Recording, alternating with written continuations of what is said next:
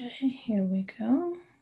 Our Torah portion is bold, Korach, but we brought out last night that Korach, which is the same root word, it also means ice. So we have fire and ice in this portion. And let's see if we can catch up. We did look at the chiasm. If you want to go back and look at the recording, how we took this particular passage and we broke it down into the chiasm, especially for new people who aren't used to dealing with chiasms, who aren't familiar with that structure. This is the simplified structure right here, where instead of chronological ideas, you get mirrored ideas. So you'll see matching statements at the beginning and the end of the passage. And then the second statement will match the next to last statement. And sometimes this is a pretty long, there could be way more than ABC, but that's the general idea. And so the statement that's made in the middle is the axis, the central idea, or the essence. So when we put it into a chiasm, it looks like this. This is how the message of the rebellion was delivered. We will not come up. And then the matching statement at the end of the passage, would you put out the eyes of these men? We will not come up. And then the B statement, you've brought us up out of a land flowing with milk and honey to have us die in this wilderness. And then the matching B statement, you have not brought us into a land flowing with milk and honey, nor have you given us an inheritance of fields and vineyards. And so the C statement is the actual axis. It tells you the essence of the argument. And he says, you would lord it over us. In other words, who are you, Moses? Who are you, Aaron? We're all equals. The whole congregation is holy. We were all betrothed at Sinai. Who are you to lord it over us? Who are you to tell us to come up? And that's the essence of this rebellion. They're going to use a principle, it's actually a biblical principle of the equality of all people, but at the same time, they're going to disregard another biblical principle is that there are roles of authority that have to be filled in order for there not to be chaos. And sometimes those roles are not filled by merit. They're only filled by pedigree. And as Americans, we have a particular problem with that. It sounds very ancient and old, but in the kingdom, if you're a Levite, there's nothing that says only a fine example of a Levite will serve. It just says if you are a Levite between this age and this age, you will serve. So it's by pedigree, not by merit. Some things are by merit, others are not. And we have to accept both of those, that some people have a special anointing, that they have a special gift in a certain area, but other people, they're simply serving because that is what their lineage says they must do. And we tend not to like those particular commandments associated with the Levites because it requires a tithe. It requires us to support someone that we didn't elect. It requires us to support someone who we might actually consider a lesser person than we are, less observant, less, their character is not so good. They're not so nice people. Nevertheless, it doesn't say if you like the Levite, then you have to bring in the tithe to the Levite. It just says you will bring in the tithe to the Levite. And I think this might be the choke point for Korach and the other rebels. And I think this is going to be the argument that Korach is probably making with the Reuvenites. Because remember, Reuven lost the birthright. How did he lose it if it's completely by pedigree? when you do something so egregious, you can lose a birthright. You can lose some privileges. And so we see in that instance, Judah was elevated and Reuven was brought down for going up to his father's bed. And what that actually means is a subject of debate, but nevertheless, he forfeited it in that instance. Okay. And then we made the point by breaking it down into the Hebrew that when they said we will not come up to the land, that there's actually, it's not just the physical land that they're talking about, because we know that Allah or Ole alludes to resurrection. And basically they said, Moses, there's nothing but death out here in the wilderness. You are not bringing us in to this land of resurrection, because these products that they mention are actually the products and the substance of the rivers of Eden. They were said to flow with milk and honey and wine and balsam. And they say, Moses, this is not what you've brought us into. You've not brought us into the resurrection. And they were actually already in the land itself. And there's nothing desirable about this. If you go out and you look out your tent in the morning and you see this picture, obviously it does not feel like you're in a land flowing with milk and honey and fields and vineyards. But that's the challenge of the land. You have to see what you can't see. If you only see with physical eyes, this is what it looks like. But if you see with Ezekiel's vision, this exact same area is filled with lakes, fish, trees of every kind. It's absolutely green. And there's fishermen with fish nets in this area. But Korach and his rebels are only seeing with the physical eyes. They only see physical Israel at this point, because they are in the territory here of Shimon, very close to the territory of Judah. So, and we looked also at the story of Naaman going to Elisha the prophet because he has leprosy, and objecting because he doesn't want to immerse in the muddy Jordan.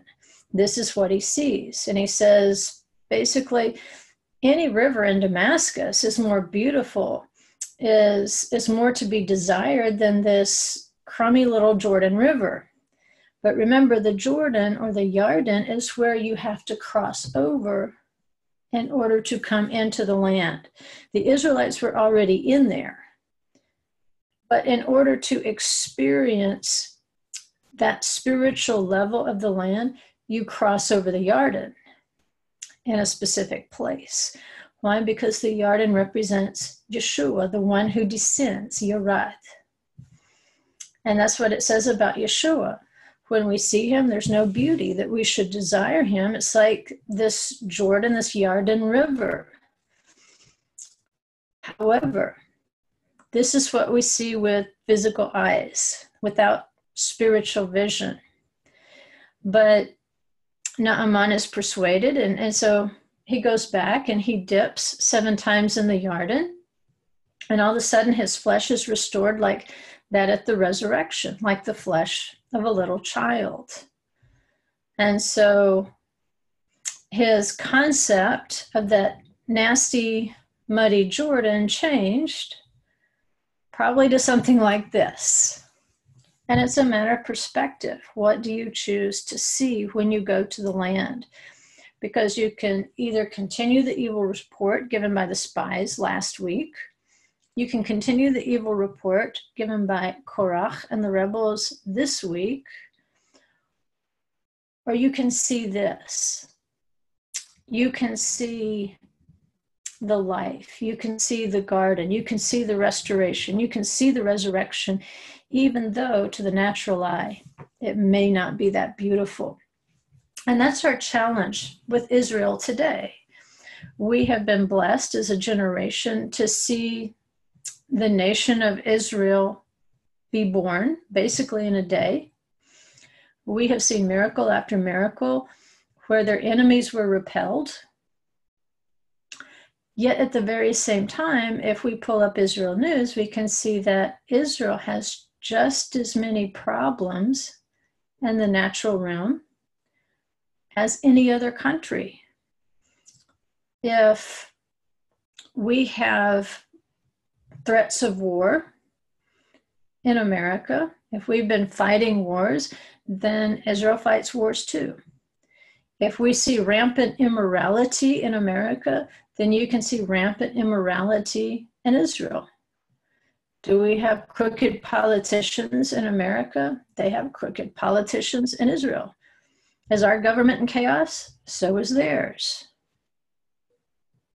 So in the natural realm, you can look at Israel and say it's absolutely no different than any other nation.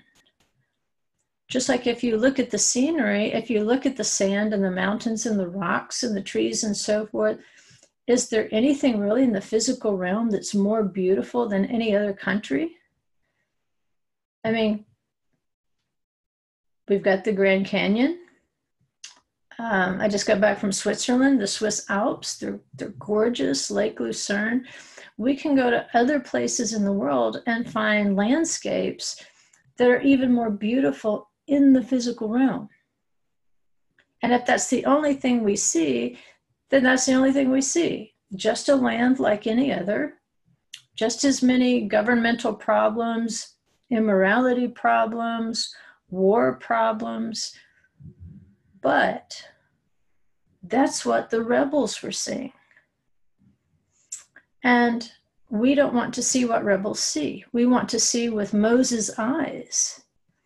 He was teaching them about a condition that they had not yet entered into, that they were unable to see with the natural eyes. They didn't see what the prophets saw, where the water is flowing from Jerusalem all the way down into that desert that we saw, that there will once again be life in that desert. They didn't see that. They only saw death. People keep dying. Of course, they can't connect it to their behavior. It's incredible how people can do that, but that's what they do. They see the consequences, but they don't acknowledge the behavior, so the consequences are not going to change. And if they keep doing deathly behaviors, then death will keep occurring. So to their eyes, it wasn't what they expected. In fact, their only frame of reference is what they came out of, Egypt. And so many times, especially as we talk about the land of Israel, or even maybe as we're studying scripture, the only thing we have to measure our expectation against is what we've always experienced before.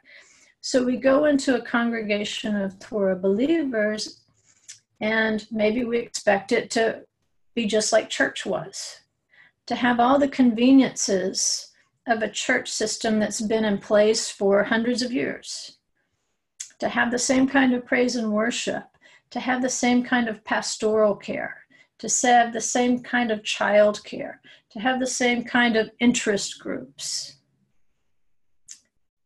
And you're looking at something that's basically first generation at this point. But our only frame of reference is what was given to us in the church. And so we come into the Torah movement and nothing is like we expected. And we look back at where we were and we say, well, we were in the church and we had this, and we were in the church, we had that. We could do the same with the synagogue. We say, well, if we were in a normal synagogue, then we would have this and we would have that, and we wouldn't have to wonder what to do. We wouldn't be having arguments about calendars. And we still shouldn't be having arguments about calendars, but that's a tale for another day. At any rate, we keep looking back and saying that was the land flowing with milk and honey, and where I am, there's nothing but death around. There's nothing but chaos in this Hebrew roots movement or Messianic Judaism. It's just a big mess. And the answer is, in the natural realm, yes. We have just as many problems as anyone else. But what has to set us apart is what we see that other people don't see. And again, cheer up, it gets worse. You're going to be walking with people who don't see what you see. They've engaged the commandments to a certain extent. They've engaged the feast to a certain extent. They've engaged the Sabbath to a certain extent, as long as it doesn't inconvenience them too much. And so if you turn back or if you complain because of inconvenience, it may be that you're not seeing what you need to see, what Moses saw, what Aaron saw. So it boils down to this. Moses is speaking and teaching people based on an ideal that they've not yet realized. He's teaching them how to tithe from their fields. And they're saying, what fields, Moses? He says, tithe from your fruit. He says, where are the trees? We're in a desert. All we have is this manna. But their situation is our situation.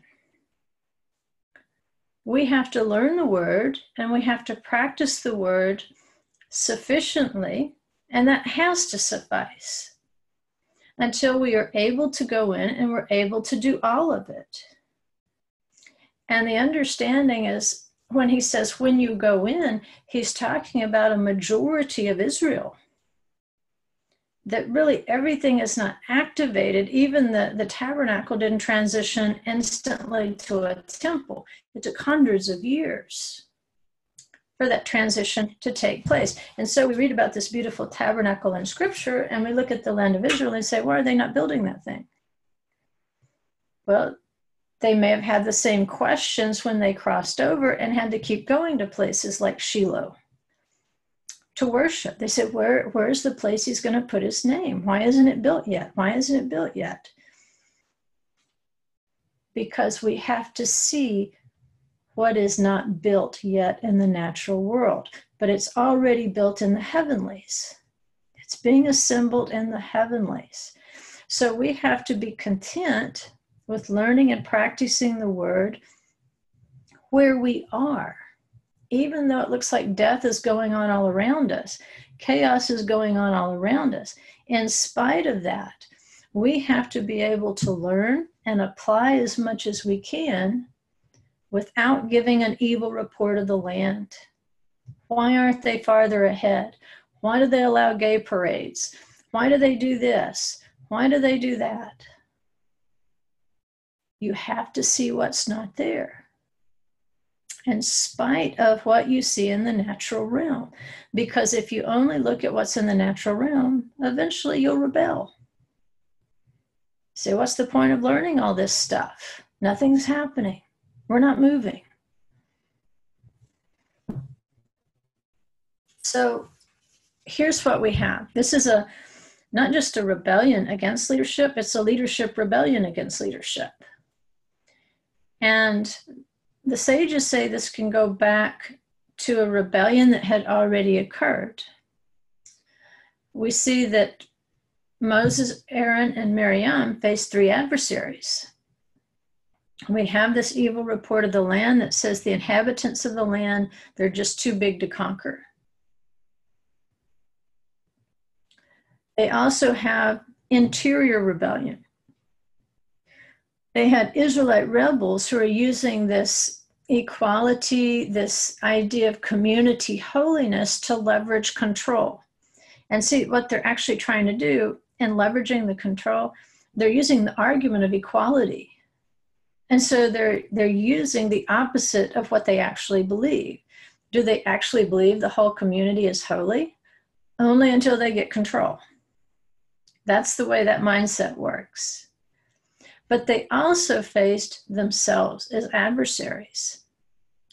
Some mistakes had been made earlier, possibly that planted the seeds of this leadership rebellion. There's precedent. And remember, I told you in previous lessons that when Aaron and Miriam spoke against the Kushite woman, it had to do with Moses withdrawing from relations with her because of the level of holiness he was required to have in order to hear the voice of the Holy One.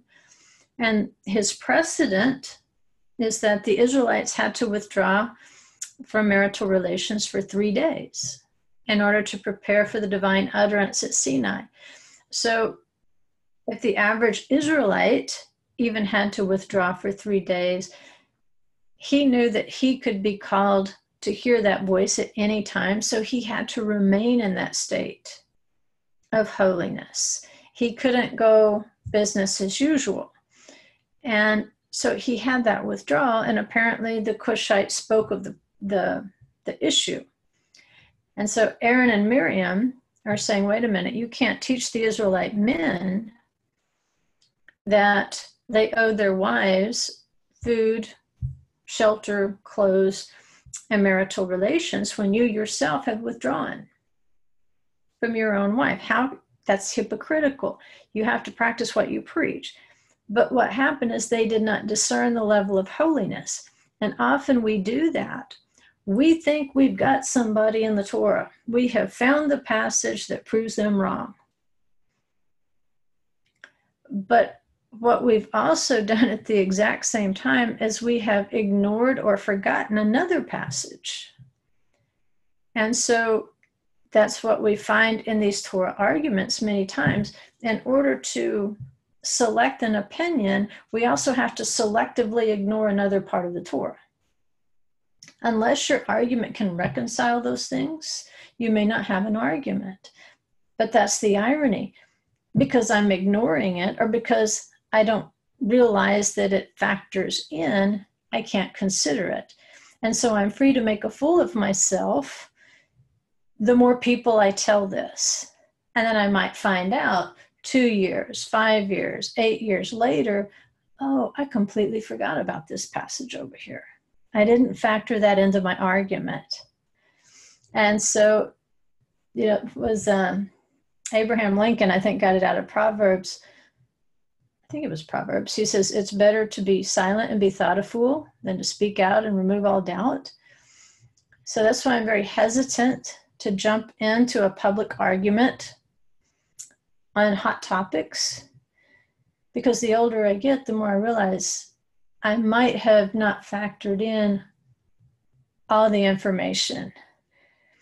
And if I proclaim myself to be an expert in that area, or to have found the final solution in that area, 5 years later, I might feel really foolish when somebody points out or I run across evidence to the contrary. And I don't let that freeze you in terms of what you believe and so forth. Some things are pretty fundamental. But if here's a good guideline. If the argument has gone back 2,000 years, that may not be the argument you want to go on the internet with.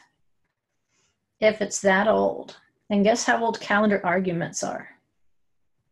Over 2,000 years. Guess how old sacred name arguments are? Over 2,000 years. So there's lots of issues like that out there.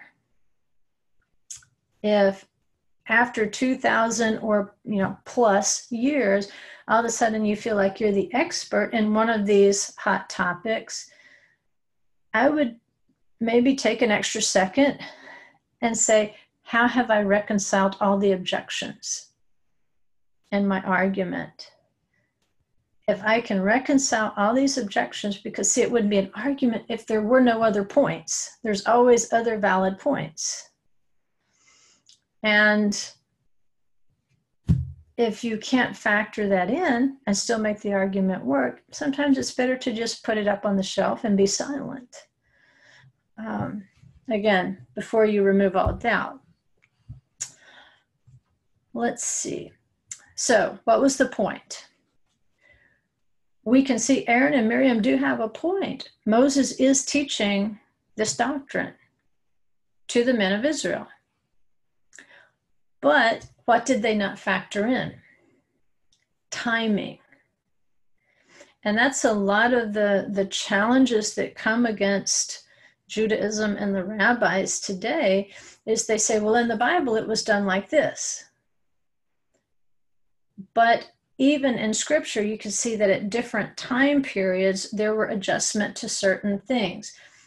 They didn't go into the land and instantly build a temple. It took hundreds of years. They still worshiped at a tabernacle. It had some modifications to it. It had a semi-permanent wall at Shiloh. But nevertheless, in their generation, they were faithful. So you have to factor in timing. Why do we have a Jewish calendar as it appears today? Because of timing, because of important historical events.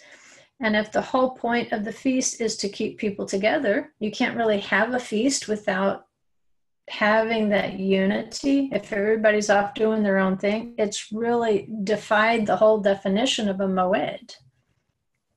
And so for their time period, they built a calendar that would bring the most number of people into that moed.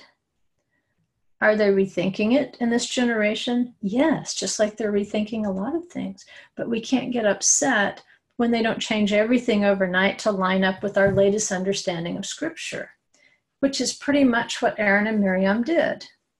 They challenged his leadership position, and they really didn't discern their own relative to his.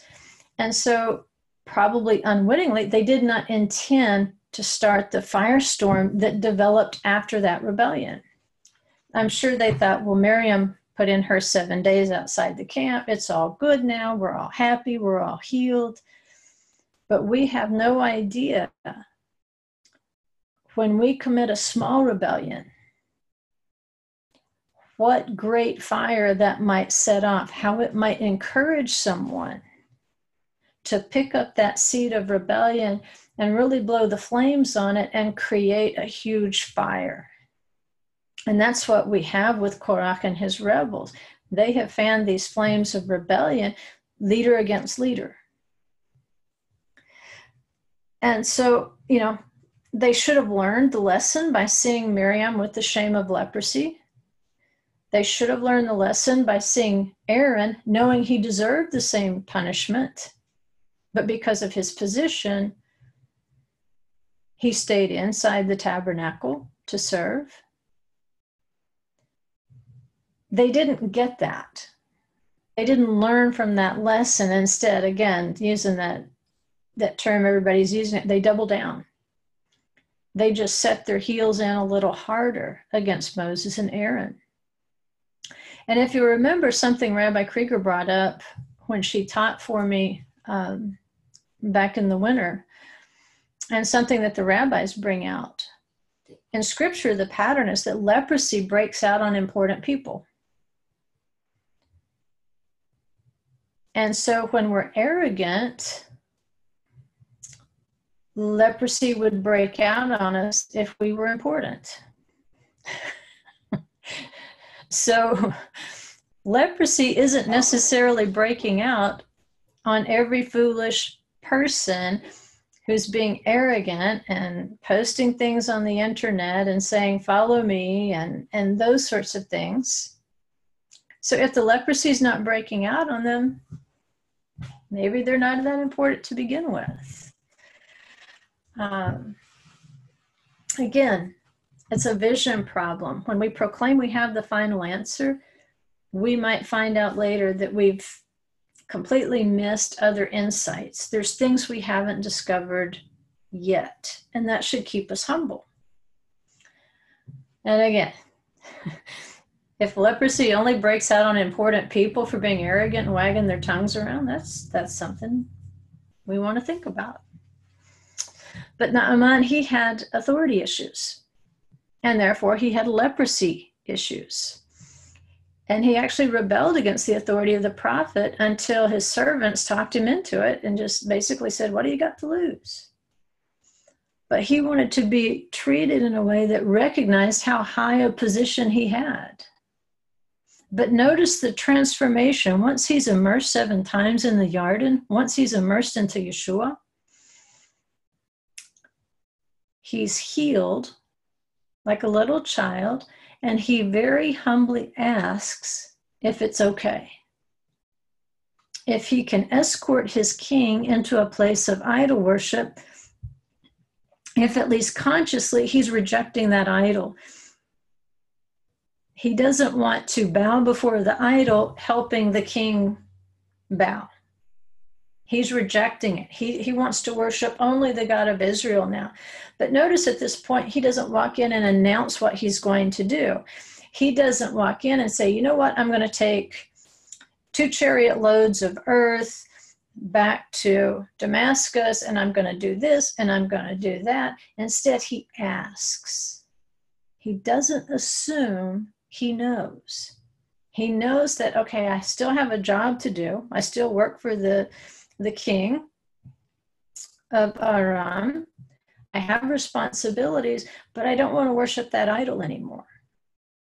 So instead of proclaiming what he will do, you can see that he's actually been healed of leprosy because he's been healed of his authority issues, his arrogance issues, his rebellion issues. He says, is it okay? If I have to do my job, if I have to bend in front of this idol, but in my heart I'm not worshiping, is it okay? And the prophet says, go in peace. You figured it out. You're fine. And he says this is important, because Korach and his rebels have despised the land. The 10 spies despised the land.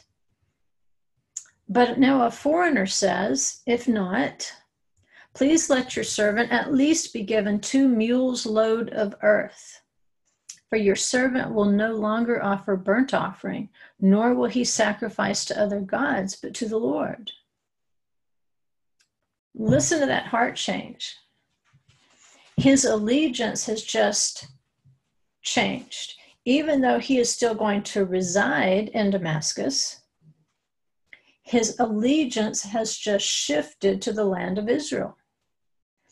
In spite of the place where he's been planted, he now loves the land. And that's what we see happening in our generation. We've been planted all over this earth. And as Yeshua, as we're immersed into Yeshua, and he humbles us, and he heals our arrogance, and he heals our rebellions, he even heals our hearts so that we know where home actually is. And Naaman knows he can't leave Damascus at this point and move to the land of Israel. We know that feeling. He says, what's next best? Then let me get some of the dirt and take with me. And that'll remind my heart where home is. So when you love the land, what you're going to see when people go to Israel and come home, you're going to see them bringing back little collections of things like this. Adam Robinson found this on a Passover tour. It's a little rock down there in the Tzin Desert. And some of those rocks split open and it had a heart in it. And I'm like, that is super collectible. But that reminds us where our home is. The very rocks, they're just natural rocks. It's just sand. It's just dirt. Or is it? Is there something there beyond what we see with the natural eye? And they end up doing things like this, helping to plant trees in the land, sticking their fingers into the earth and wanting them to be dirty with that dirt. Like Naaman said, give me 2 mules worth of dirt from this land so I won't forget where home is. So I won't be tempted to fall into idolatry. So I'll remember where I pledge allegiance. And there's so many people today who take rocks and dirt back with them when they leave Israel, that if you talk to Israelis, they joke about how one day Israel's just going to completely disappear into the nations, one rock or pocket full of dirt at a time. And I say we've got a precedent because Naaman did it first. We want to remember. I've got rocks and sea snails that I collected from the mountains of the Tzin right behind me on my bookshelf. But that's what you do. When you go to Israel, there's something inside you that says, give me some of this dirt. Give me some of these rocks so that I will never forget the land, that I will never forget Jerusalem. And my theory is when we return to our inheritance, maybe we can return all that rock and dirt and put it back where we found it. But until then, we're hanging on to it. That's our step of faith, that Yeshua is going to get us home somehow. And look at the wording between these two passages here. Again, it's a leadership, it's a rebellion issue. In Numbers 12, 1-3, it says, then Miriam and Aharon spoke against Moshe because of the Kushite woman whom he had married, for he had married a Kushite woman. And they said, has the Lord indeed spoken only through Moshe? Has he not spoken through us as well?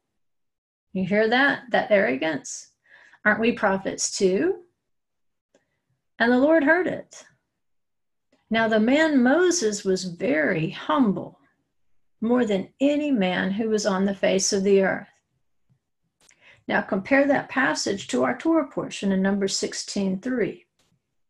It says, they assembled together against Moses and Aharon and said to them, you have gone far enough, for all the congregation are holy, every one of them. And the Lord is in their midst. So why do you exalt yourselves above the assembly of the Lord? When Moshe heard this, he fell on his face.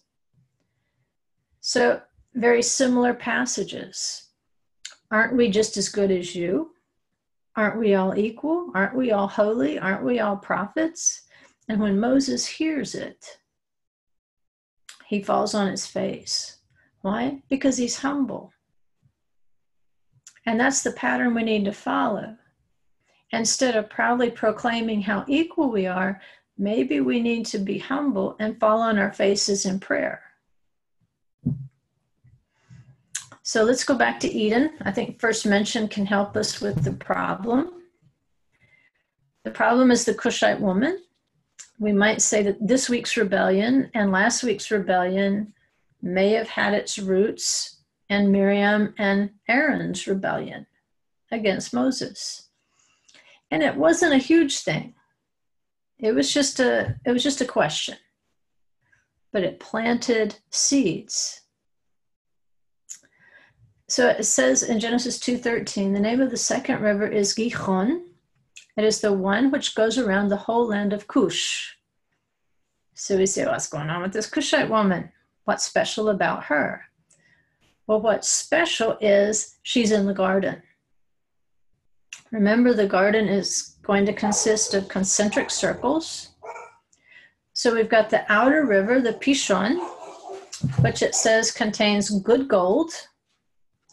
Inside there was Bellium, which in past studies we've thought it was equated with manna because it had the appearance of the Dalium or the Dolach. So it's like a semi-supernatural food. And then we had the onyx. And again, the Shoham stone. That precious stone was in the garden, but it was also on the shoulders of the high priest. And it was engraved with the names of the tribes. So prophetically, what do we have in the garden? We have a people named Good Gold. They have manna food. In other words, they have the bread of heaven. And they also have an identity as tribes. I'm going to pause just a second. I got somebody at the door I don't know who that is.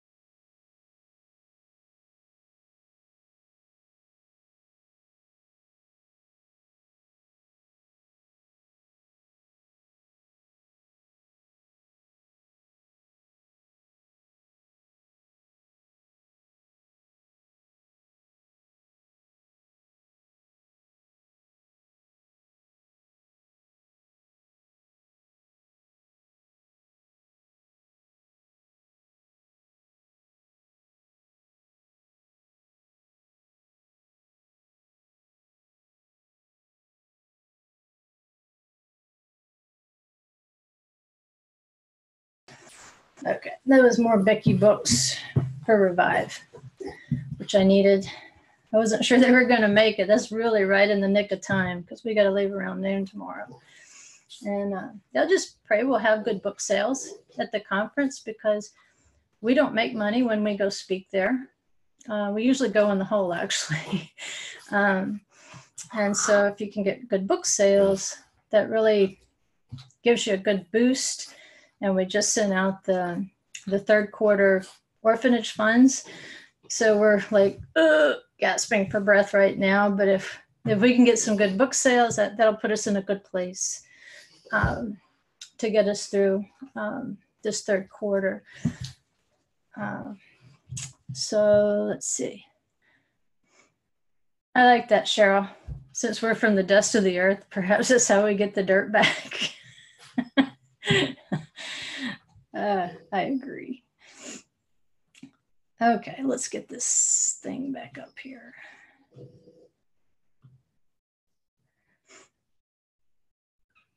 All right, so we've got Kush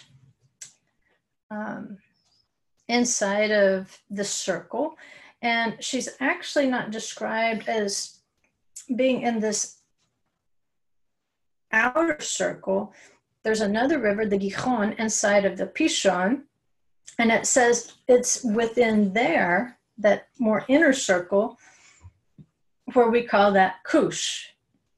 So there's all sorts of beautiful things out here in this outer rim, but as you go inward, it actually gets hotter. And what do I mean by hotter? Kush means black. And Kush was descended from Noah's son Ham, which means hot, heated up. And so as you move in the circles, what you see there is a greater vitality, a greater energy in this land of Kush. It's a closer intimacy to the inner life of the garden. And it's like anything else that spins. If we're looking at those rotating rivers, the Ezekiel's wheels, that the tighter you get the spin, the faster it goes. So there would be more energy in this inner life of the garden. And so it's saying, okay, this Cushite was the wife of Moses. She was a bride. So it could, I'm not saying it is, it could be picturing the lower garden and saying, yes, there's going to be people there who we would consider saved, who we would consider resurrected, you know, serving good gold, really precious people, the tribes in the garden. But there will be a place of closer intimacy assigned to the bride, represented by the Cushite. So Korach means bald, and it means two kinds of bald. It might be, you know, bald and beautiful, bald and healthy, or it might be leprous bald. And it was a custom back then to shave the head on account of the dead. This is like a sign of mourning. In contrast, Jews, when they mourn, that first 30 days, they won't cut their hair. And so that they won't be seen as practicing a more pagan custom where you would shave your head or make yourself bald for mourning. But Korach also means ice or frost.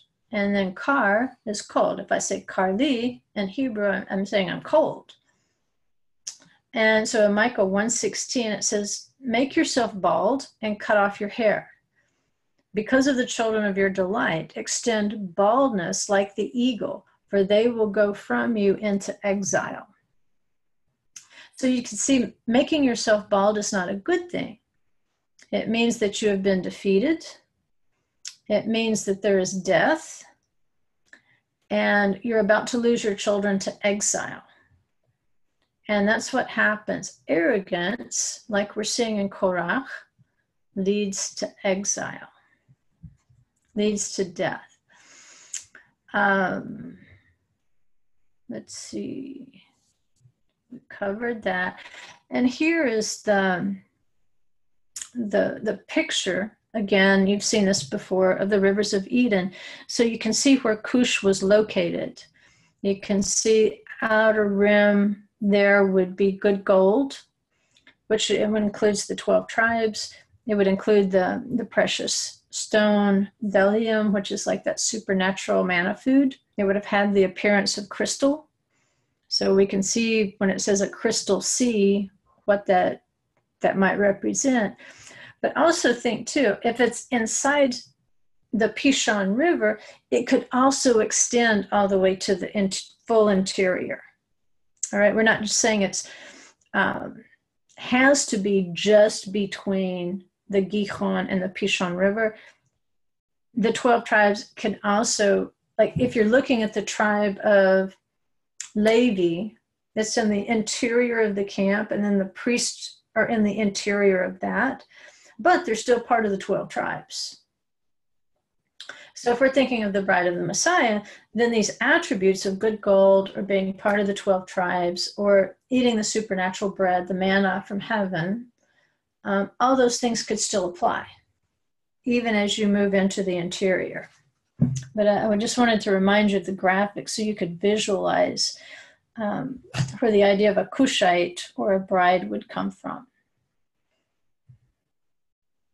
And there's a recap, so you can see where some of these river names or areas, the roots of them. But basically it all means increase, bursting forth, fruitful movement. And so with Cush, she is part of this fruitful movement. In fact, if you look here at the definition of the Gihon River, if we take it back to its root, giach, that means not just to burst forth, it means to give birth. And so this period of Moses' separation from his bride, from his wife, again, there could be a prophecy there of a separation that was going to take place, such as Micah described when he prophesied, where he says, your children are going to go into exile. They're going to be separated from the land. And so you could probably chase all sorts of rabbit trails just by using that graphic of the rivers of Eden and Moses withdrawing from his wife. But regardless, Aaron and Miriam spoke wrongly about the Torah, again, because they were out of time. They disregarded this piece of information in favor of this piece of information. So they spoke wrongly, literally, because Moses was acting on a precedent, a Torah precedent of withdrawal. But they were also speaking wrongly because they had lost spiritual vision. And that's what we have to realize. Israel had not yet ascended as a bride. In other words, that Cushite area was not fully activated. They were only betrothed at the footstool of the menorah. Beneath the garden, they were still in the natural realm. They're still dying. So there's not been that resurrection of the dead. There's not been that full gathering of the body of the Messiah. And it went back to the golden calf. In their time, they couldn't go up with Moses to the spiritual Torah. That's why they didn't have the same vision as Moses. Because even though they said, we will do first, and we will hear second, we'll understand second, that's not what happened.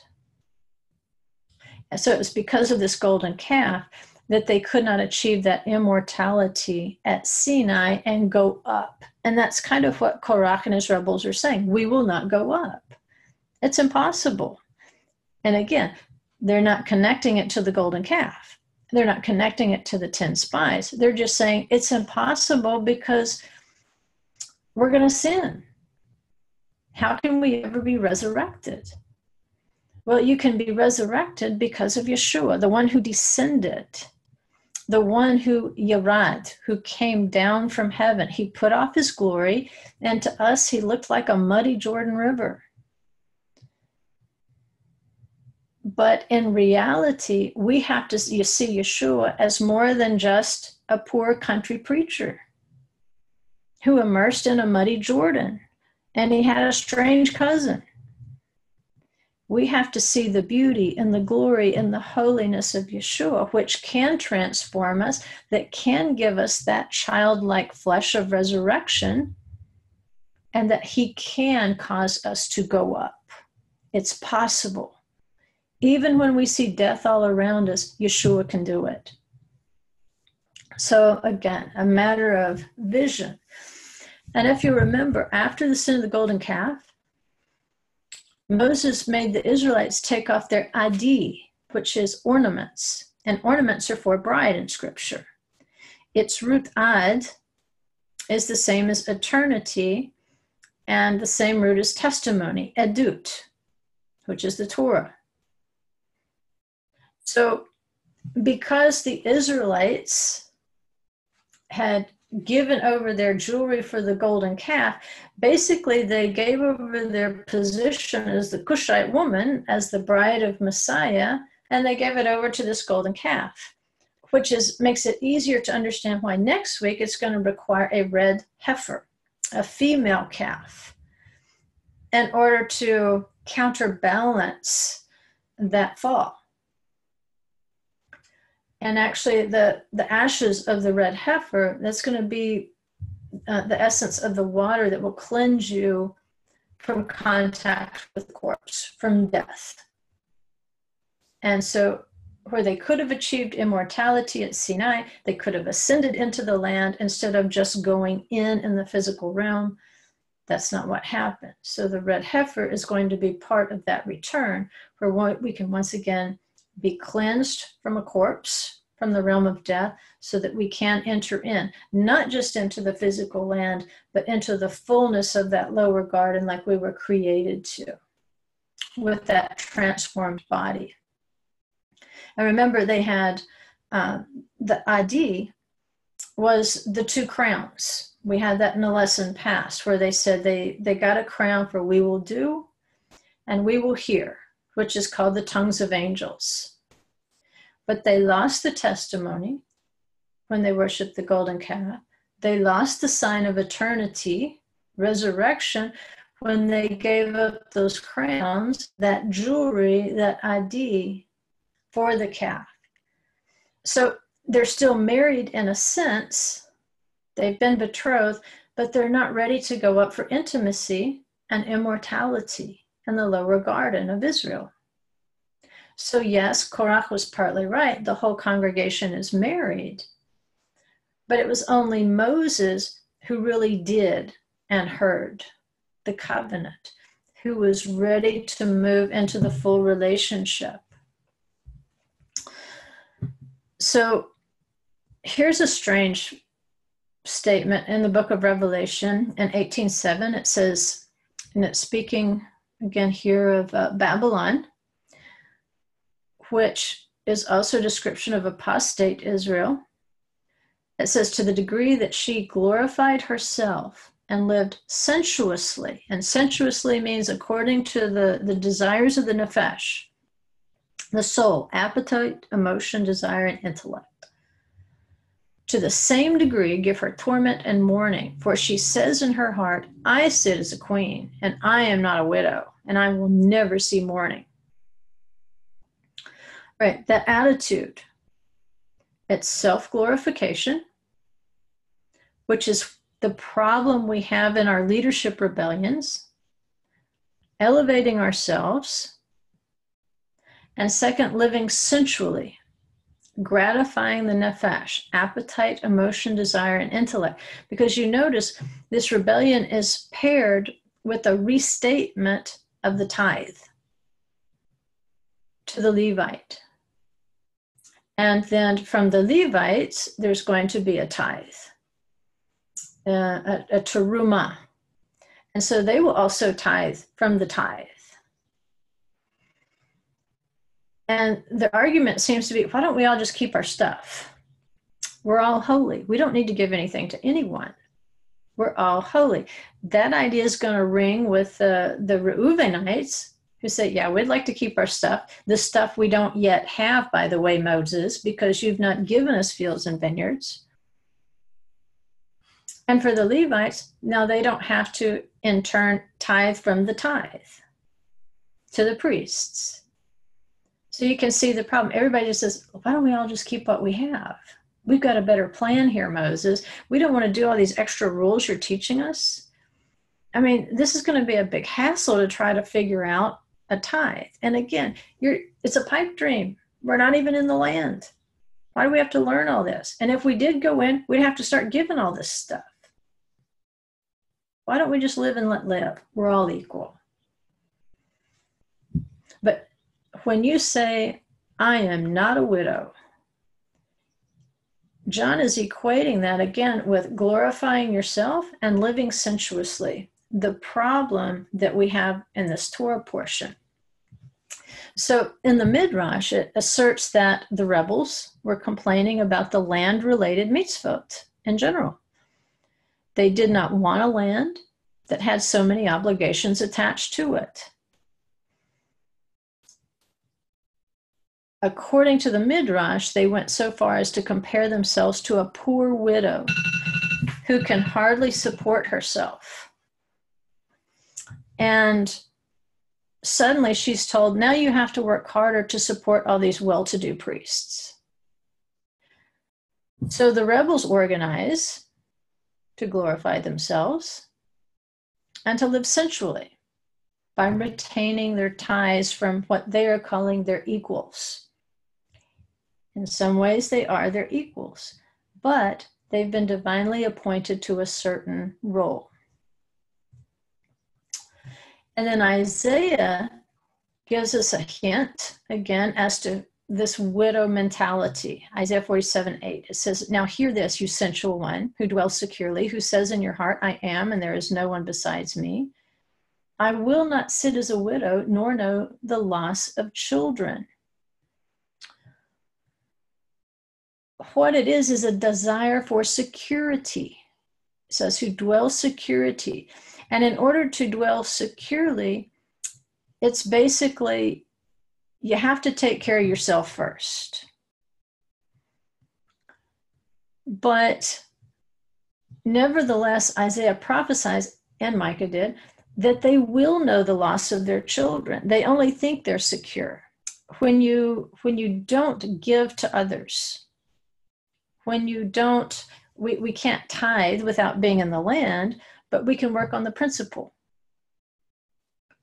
We can help those who are in need within the body of Messiah.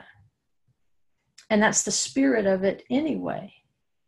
But if we say, I'll keep it all to myself, and that'll make me more financially secure, what he's saying is it's actually going to make you less financially secure to keep it to yourself. We can even translate it to the security situation in Israel. Every year there are people who want to go to Israel, but then a rocket will fly and they say, no, it's too dangerous. And I guarantee you it's more dangerous to drive through Chicago than to ride a tour bus through Israel. But we make up these things that say, well, it's not safe. Let me just stay here where it's safe. Well, say it enough and you might find out that the United States is not as secure as you thought it was, that your homeland is not as secure as you thought it was, that you're actually secure in Israel, because that passage in Isaiah is addressed to the Chaldeans. Because the Chaldeans thought they couldn't be beat. We have so much security. We are the world power of this time, is what they were saying. But he's saying, nope, your position is shaky. And anytime not recognizing Israel as your homeland makes you feel more secure, you might find you're not as secure as you think you are. Because right now, it's risky to even say the word Israel in a place where people are talking politics. And if you just keep your mouth shut, that might be wise. But if instead you refuse to let an evil report slide by you, and you speak up, you might find yourself in the position of Joshua and Caleb. Maybe all I got to do was visit once. But you know what? They were the only two that got to go back. They lived long enough to enter into the land. And some people say, well, I got to take my whole family when I go. I only want to go with my family. Joshua and Caleb did not get to go with their families, but they got to go back with their families. Sometimes taking Israel really is taking a rock or a piece of earth or what you can afford at the time. Understanding that that step of faith is going to do things in spiritual realms, and you will go back. You will go back in full security. You will go back in power. You will go back with a full vision that the people around you may not have had. For every two of us who see something beautiful and living and secure in the land, when insecurity abounds, there might be 10 others who don't go up.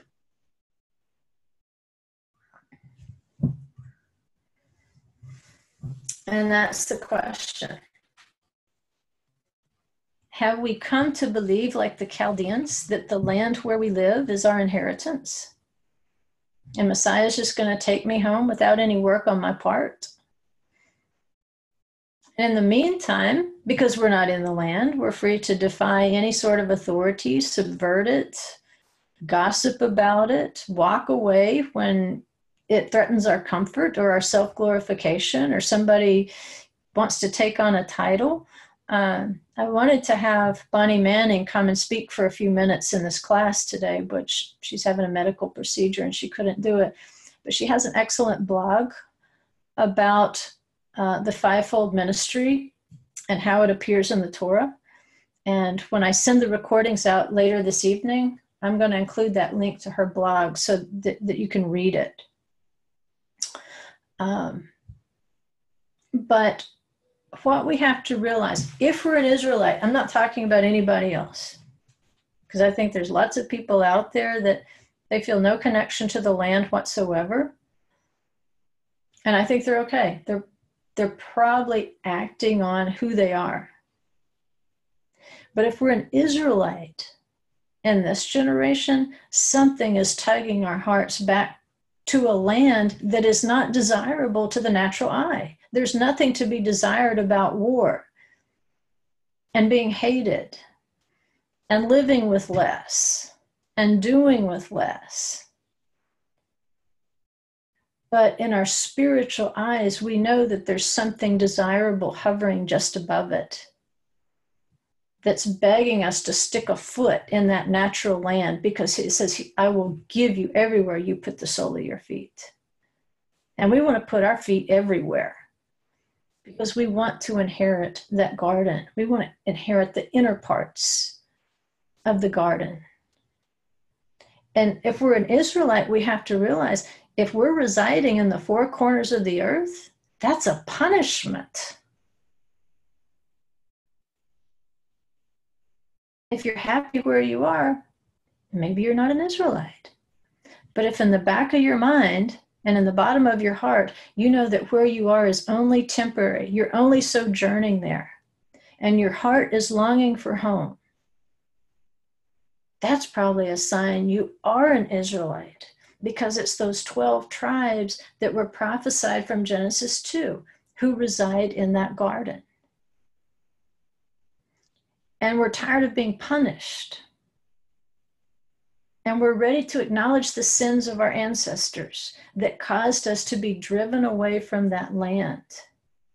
And so we start trying to reconnect however we can, whatever we can afford to do, we start reconnecting. And I tried to make a list of ways I see true Israelites connecting with their homeland. For some, it's a passport stamp or a series of passport stamps. For some, it's all over their social media. You know they love the land. You know they love Jerusalem.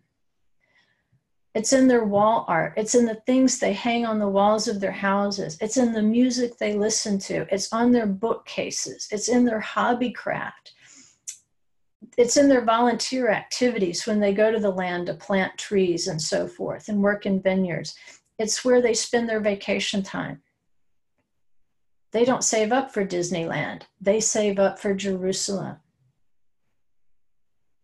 Somewhere there should be evidence of your love if you're an Israelite. And some of those places, and there's more places than that, that's just what I came up with quickly. Why? Because we see life in the land. When others see death in the land, we see life. When others see death in the journey, we see life. So we had the death of Korach and his assembly. We had the death of the plague, and that was death. But what really convinced the people was that Aaron's rod budded. They saw life. And what's happening in the land right now? Death is turning to life. I can take you down to the greenhouses in the middle of the desert and show you where they are exporting so much produce because they're overproducing in a desert land. It's going to Europe. They're having to export it. There's so much. If you go up north, there are oranges that will rot on the ground because there's not enough people to go pick them. What should convince you? The fact that a land of desolation is turning into life. That's the proof right there. And if you can't believe Aaron's rod, if you can't believe the fruit, then what are you going to believe? You have to believe life. And that's what Rabbi Kahana says. It says, Israel and Jerusalem belong to those who make it bud and blossom, to those who make it live and grow. So if you're an Israelite, prioritize. We have to grow where we are. Naaman had to go back to Damascus. But we have to always know where home is. Get your 2 mules full of earth, whatever that happens to be. Now, I don't recommend that you actually start carrying big buckets of earth home in your suitcase, although I probably have several bottles full.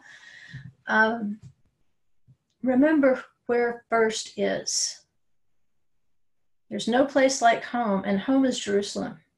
And what you're doing here, wherever your here is to prepare for there. And there is a there. Everything you do now, you have to remember Jerusalem first. And this is the passage we can end with, Psalm 137, 1 through 6. It says, by the rivers of Babylon, there we sat down and we wept and we remembered Zion. Upon the willows in the midst of it, we hung our harps. For there our captors demanded of us songs, and our tormentors mirth, saying, sing us one of the songs of Zion. How can we sing the Lord's song in a foreign land?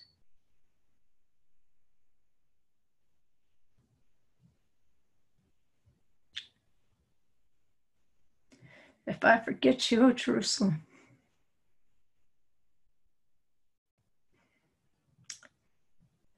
may my right hand forget her skill. May my tongue cling to the roof of my mouth if I do not remember you, if I do not exalt Jerusalem above my chief joy.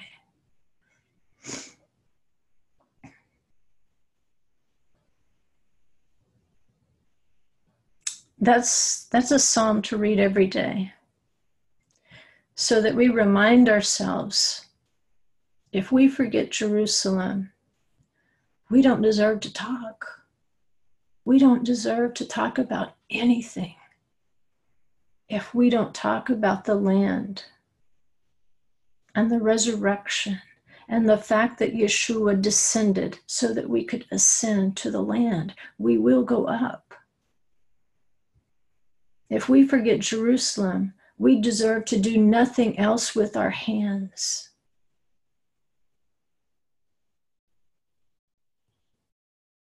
It has to be our chief joy. However we choose to remember her. So I know that you're remembering, every single one of you in your way. Through Bible study, absolutely. Through prayer. Through the music you listen to, through the music you sing. Through the things that people walk in your house and they automatically know where your heart is. They can tell. In fact, probably they can tell before they knock on your door where your heart is, because there's probably a mezuzah out there or a doormat that says shalom. You're sending the signals that you know where home is, and that is your chief joy, no matter where you live. And you expect to go up whenever, however.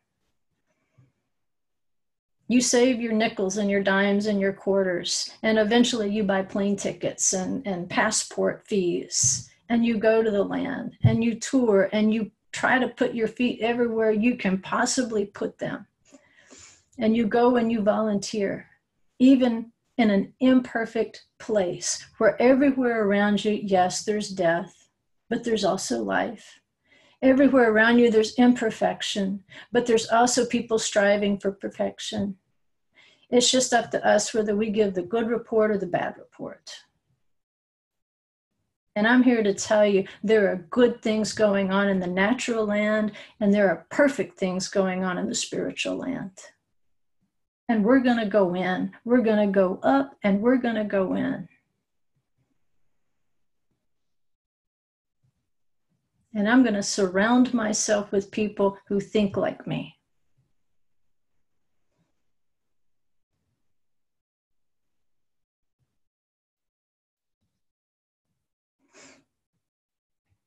So I'm going to stop this recording. I do